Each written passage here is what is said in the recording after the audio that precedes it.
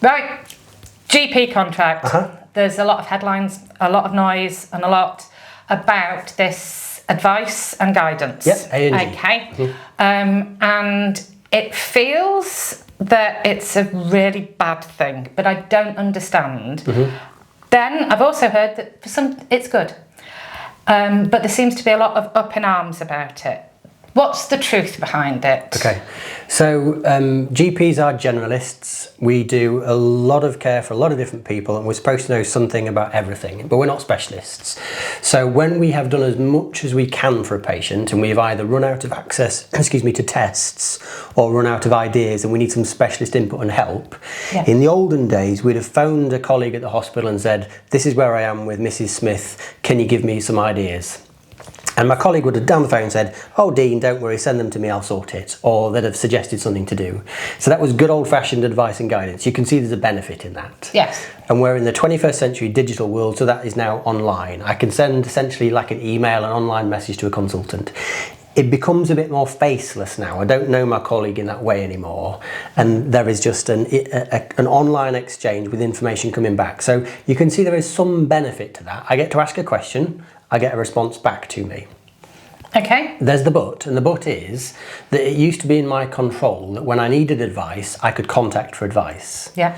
Now it is that a certain number of the referrals that I send through will try to be advice rather than actually a referral.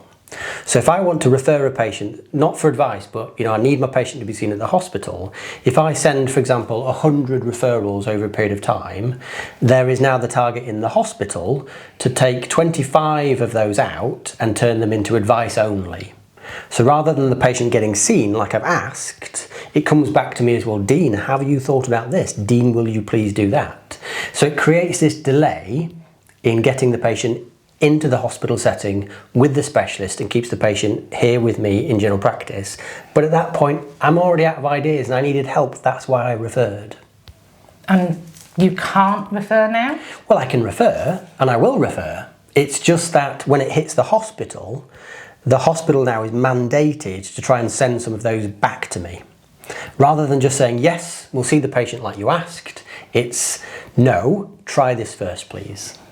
But you would generally refer when you're out of ideas? Yeah. I mean, sadly, not all referrals are done at the right time. So maybe some GPs could have done a little bit more prior to referral. But if you imagine that a referral is done when a GP has run out of ideas, run out of investigations that they can do, and they need specialist help and support, that referral will be done. It will now bounce back saying, "Well, do this instead, try this."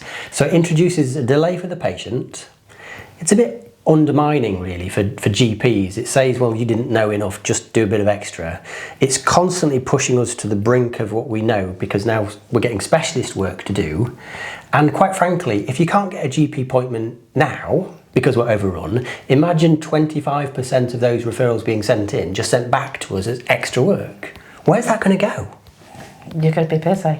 I already am busy. Busy I'm not worried about. Catastrophic avalanche of patients is what I'm talking about. So there's two questions in there. One, and I'm sure it's Jess's rule, but there's a rule that says that if I come as a patient 3 times with the same issues and you haven't seen me and you can't do anything, then I have the right to say I want to be referred. Now, if you refer me, you're saying that it could be bounced back. So yes. How does Jess, is that going to have something in there? So you're right, it's called Jess's rule and it's based upon it's based upon this particular case of this young lady, but even before that, it's based upon good practice. Yeah. So if a patient is pinging to me time and time and time again, let's say I've seen the patient 5 times for the same problem, something's going wrong, isn't it? Yeah. Either I've not done the right thing, or I've misunderstood, or there's an educational need for me, or there's some need that hasn't been met. And doing the same thing again and again and again and again is just stupidity. So at that point you say, well, I need a second opinion. Maybe I will speak to my colleague, my fellow GP in my practice, or I might then refer to a specialist and say, look, I'm not sure what to do here, can you help? So can I still refer the patient according to Jess's rule? So 3 strikes and refer? Yes, I can. Will the patient then be bounced back to me with advice? Probably or possibly. So I suppose it's managing expectations, and the managing expectations here is just because you see me 3 times and expect Jess's rule to allow me to refer you and you to be seen, that's not necessarily what's going to happen. Okay. You come to me 3 times and say, look, I need to be referred because of Jess's rule. I can refer, but I can't guarantee you'll get seen. Actually, what might happen is I have to see you a 4th time, but this time with advice of something else to do. So it's not a pass go to the hospital, unfortunately. But by the sounds of it, I won't be able to get a doctor's appointment because you'll be doing a lot of... Anyway, Yeah. I'm going to throw the thing in there and I'm going to pull the sex card here. Okay. Okay, purely and simply because I get the fact that GPs are generalists. Mm-hmm. And if you look at some women's health problems, Mm-hmm. okay, I'm sorry, but a gynecologist and being referred is the only way for a lot of things. Mm-hmm. If I walk in here and I say, excuse me, I want to be referred, at this point, it might get bounced back. And I just think that this is a huge step backwards for diagnosing and treating women who have been below par, trying so to be polite, nice, so polite. on the way in which they're treated. At the moment, and I'm dreadful at saying the word endometriosis. Endometriosis. Thank you. Yeah. What, 7 years it can be Yeah. to get that? Yeah. And now we've got to battle about getting it to somebody who's a specialist in the first place. Yes. So it's just gone backwards. I want to give you a round of applause, Fran.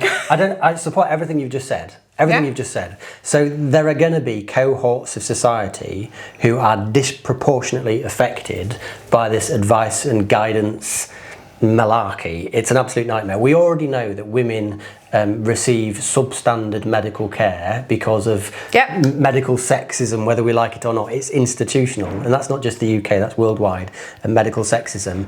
Are women disproportionately going to be disadvantaged from this? Very probably so. For conditions such as endometriosis, yes. Mental health, yes.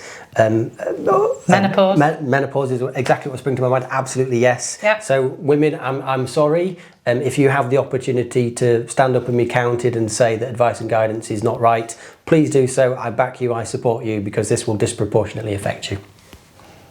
Sorry, Fran. Oh well. We'll come back at some point. You know what? And when we come back, I hope we're wrong. I want to be able to say we were wrong. It would be nice. Yeah, let's see. Thanks.